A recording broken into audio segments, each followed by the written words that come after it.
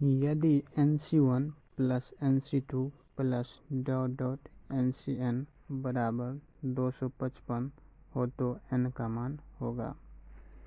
आपने binomial expansion में पढ़ा होगा NC0 plus NC1 plus NC2 plus dot dot NCN का मान कितना होता है 2 के पावर n,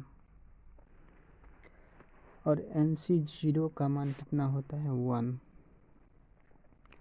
और NC1 plus NC2 plus dot dot NCN का मान आपको दिया हुआ है कितना 255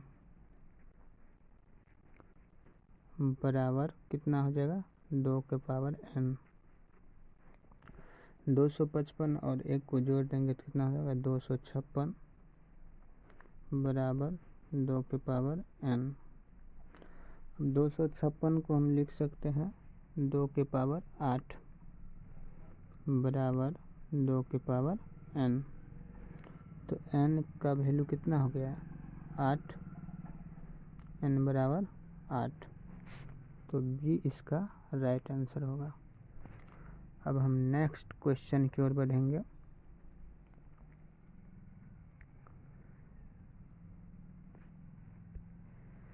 यदि समीकरण x square plus 11x plus 50 बराबर 0 के मूल अल्फा तथा बीटा हैं तो alpha by beta plus beta by alpha बराबर है। हम देखिए इसको हम लिख सकते हैं alpha square plus beta square बटे alpha into beta. Alpha square plus beta square को हम क्या लिख सकते हैं अल्फा प्लस बीटा के whole square minus 2 into alpha beta बटे अल्फा इंटू बीटा। तो अल्फा प्लस बीटा का मान हम निकालेंगे तो कितना होगा अल्फा प्लस बीटा बराबर कितना होता है माइनस बी बाई ए। तो बी का मान यहाँ पर कितना है 11 और ए का मान कितना है 1, तो माइनस बी बाई ए तो कितना हो जाएगा माइनस 11, तो माइनस 11 का square minus 2 into alpha beta. Alpha into beta बराबर कितना होता है सी बाई ए, तो सी का मान यहाँ पर कितना है 50 और ए का मान कितना है 1, तो 50 बटे 1 यानी 50 बटे alpha into beta C by A, तो इसका मान भी हो जाएगा कितना 50। अब इसका हम हल करते हैं तो माइनस 11 का स्क्वायर कितना 121 माइनस 2 इंटू 50 कितना 100 बटे में कितना 50 बराबर कितना हो जाएगा 121 में से 100 को घटा देंगे तो कितना 21 बटे 50। तो ये हमारा आंसर आ गया 21 बटे 50। अब हम नेक्स्ट क्वेश्चन की ओर बढ़ेंगे।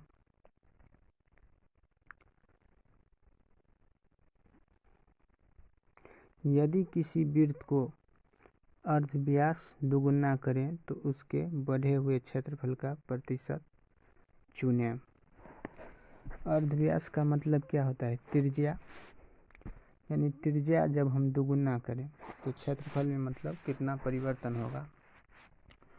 हम मान लेते हैं कि पहले त्रिज्या 1 है तो क्षेत्रफल कितना हो जाएगा पाई r स्क्वायर यानी पाई आर का मान 1 रख दीजिए तो कितना हो जाएगा पाई। अब आर बराबर जब 2 हो जाएगा तो क्षेत्रफल कितना हो जाएगा पाई आर स्क्वायर, आर का मान 2 तो 2 का स्क्वायर कितना 4 और 4 को पाई से मल्टीप्लाई करेंगे तो कितना 4 पाई। तो इसमें वृद्धि कितना हुआ पाई से हो गया 4 पाई यानी वृद्धि हो गया 3 पाई। और पहले कितना था पाई और इसको प्रतिशत में चेंज करना है तो इसमें हम 100 से मल्टीप्लाई करेंगे तो पाई में पाई कट गया तो 100 को 3 से मल्टीप्लाई करेंगे तो कितना 300। तो आपका सी ऑप्शन राइट हो गया। चलिए हम नेक्स्ट क्वेश्चन की ओर बढ़ेंगे। तो अगला क्वेश्चन हमारा है अपनी सामान्य दर से 3/4 से चलने पर एक मनुष्य को 1.5 घंटे का विलंब होता है तो उसका सामान्य समय है। देखिए यहाँ पर चाल का अनुपात दिया हुआ है यानी हम कह सकते हैं कि चाल अगर पहले 4 होगा तो अब घटकर कितना हो गया होगा 3। तो चाल जो है समय का क्या होता है व्युत्क्रमानुपाती। तो समय कितना हो जाएगा समय का अनुपात हो जाएगा 3:4। और यहाँ पर दिया हुआ है कि एक मनुष्य को 1.5 घंटे का विलंब होता है। अब विलंब कितना होता है 1 का क्योंकि पहले 3 था अब हो गया 4 बढ़कर तो 1 का अंतर हुआ तो 1 बराबर कितना 1.5 घंटा हो गया क्योंकि विलंब हुआ 1 का लेकिन विलंब हो गया 1.5 घंटे का। तो 1 बराबर हम लिख सकते हैं 1.5 घंटे यानी 3/2 घंटे। तो 1 का मान आ गया 3/2 घंटे। तो उसका सामान्य समय क्या है वह पहले कितने देर में पहुंचता था 3 में। तो अब 3 का वैल्यू कितना हो जाएगा तो 3 का वैल्यू हो जाएगा 3 ×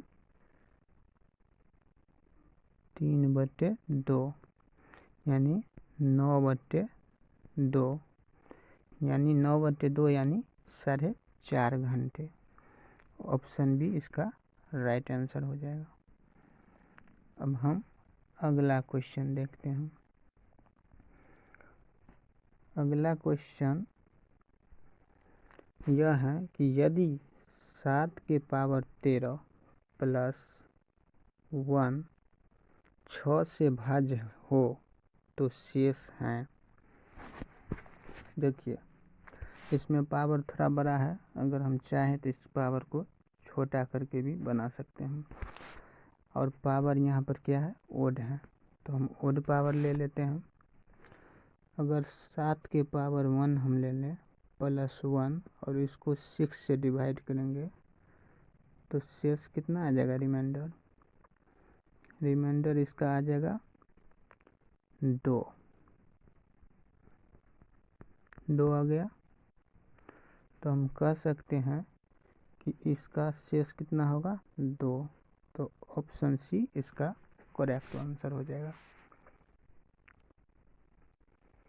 अब अगला क्वेश्चन हम देखते हैं। 11 क्रमागत संख्याओं का योग 220 है माध्य संख्या है या मध्य संख्या है। तो माध्य बराबर क्या होता है कुल राशियों का योग बट्टे राशियों की संख्या। तो यहाँ पर राशियों का योग कितना दिया हुआ है 220 और कुल राशि की संख्या कितना है 11। तो इसको हम काट देंगे 11 दूनी 22 और 1 0 कितना हो गया 20।